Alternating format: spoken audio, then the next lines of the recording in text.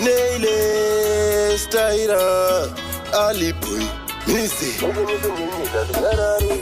Iwe rudo iwe unodarire kuiri Iwe rudo iwe unodarire ku andingarare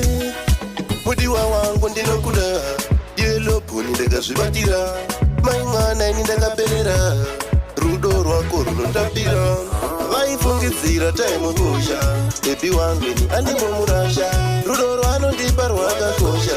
Dadi andimbokuziya Hanzi time kosha Baby wangu ini andimbomurasha Rudo rwanondipa rwakakosha Dadi andimbokuziya Dadi chimbori memba Paya paya pandakakuvimba Dadi waindiramba Asi zvisinei tavakaimba Ndati chinzwa zvandinoda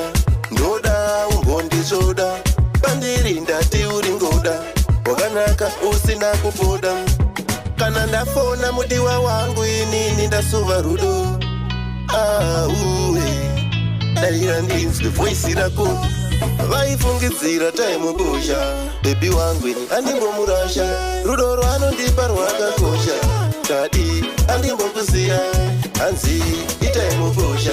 Baby wangu ini andimbomurasha Rudo rwanondipa rwakakosha Dadi andimbokuziya Kana kuri kushow baby andikusiye Ndinoda tipinde mumambure Kwese kwese yese yese Baby ndinoda tipinde mese mese Hapana anomira newe raundi Wakanyanye unopita paundi Toto araide Baby